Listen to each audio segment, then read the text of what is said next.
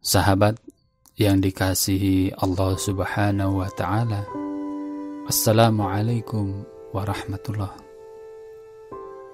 Sejak WHO di Jenewa, Swiss 11 Maret 2020 secara resmi mengumumkan virus corona COVID-19 sebagai pandemik pertama.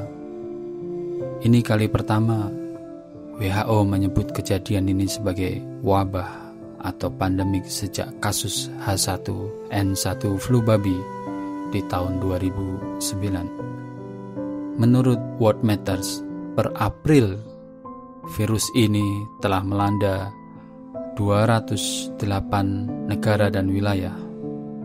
Virus ini telah menginfeksi 1.274.346 jiwa, menelan sekurangnya 69.479 korban jiwa, dan berhasil pulih sebanyak 264.838 jiwa.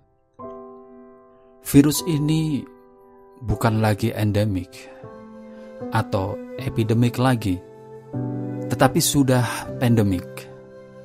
Artinya virus ini sudah tersebar luas di suatu kawasan, benua, atau di seluruh dunia. WHO mendefinisikan istilah ini sebagai wabah patogen baru yang menyebar dengan mudah dari orang ke seluruh penjuru dunia. Wabah penyakit yang masuk dalam kategori pandemik adalah penyakit yang menular dan memiliki garis infeksi yang berkelanjutan. Sejak itulah dunia heboh, panik, tidak terkecuali Indonesia.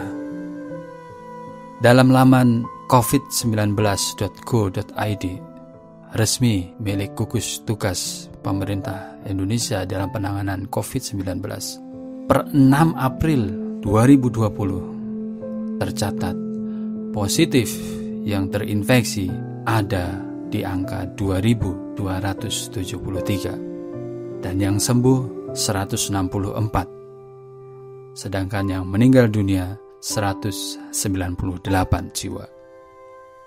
Dan jumlah ini trennya terus naik sejak awal Maret hingga detik ini.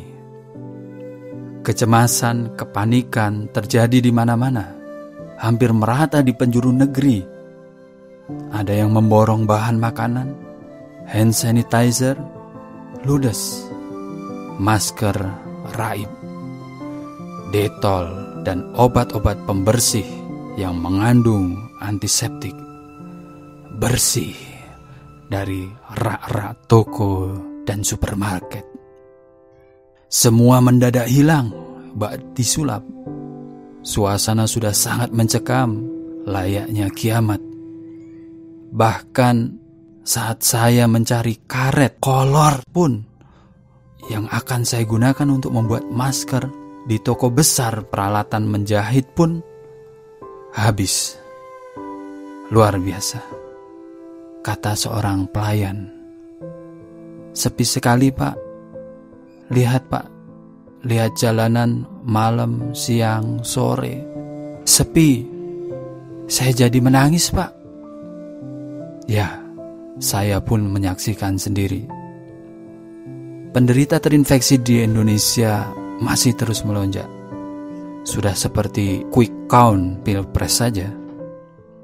Masing-masing daerah menyetor report warganya yang terinfeksi, sembuh, atau bahkan mati. Nampaknya kita perlu mengamalkan apa yang kata Ibnu Sina, seorang filsuf, ilmuwan sekaligus dokter di era akhir 900-an itu. Beliau mengatakan, al-wahmu nisfud da'i wal itmi'nanu nisfud dawa'i was-sabru awal khutuwatus syifa. Kepanikan adalah separuh penyakit. Ketenangan adalah separuh obat, dan sabar adalah awal dari kesembuhan. Apa yang ingin saya katakan di sini? Bagi yang sedang panik, ketahuilah, ketakutan itu memberitahukan bahwa sejauh mana sobat percaya kepada Tuhan, seberapa sobat ingat kepada Tuhan, semesra apa hubungan sahabat dengan Tuhan. Ketika diri kita tenang, maka pikiran akan mampu berpikir dengan sehat, sehingga tidak akan ada tindakan-tindakan yang berlebih yang kita lakukan. Kita akan mampu melangkahkan kaki secara terukur, tidak hanyut dalam kebingungan orang lain, karena kita telah menemukan Tuhan yang maha melindungi kita.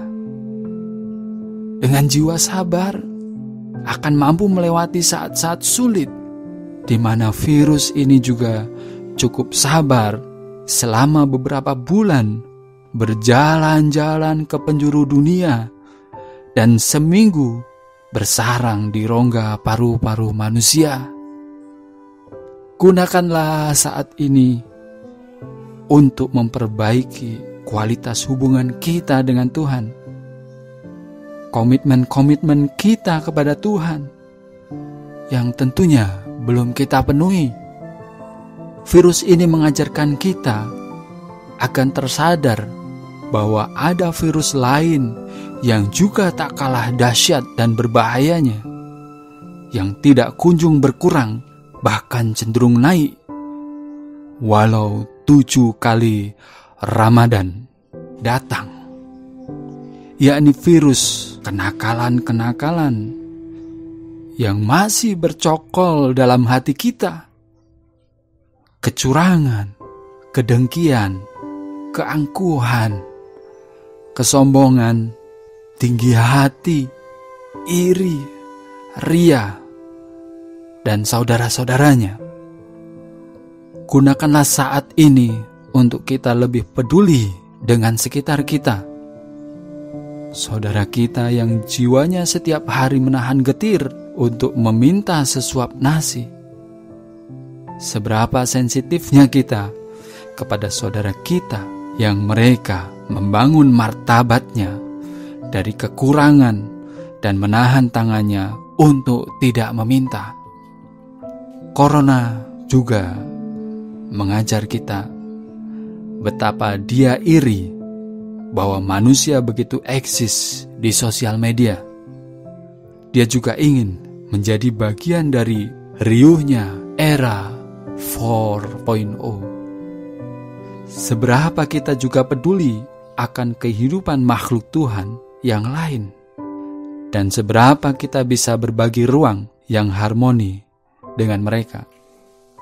Ternyata hubungan kita dengan corona mengajarkan kita banyak hal tentang tata kelola kehidupan yang indah, yang dibangun dari pondasi yang saling menguntungkan.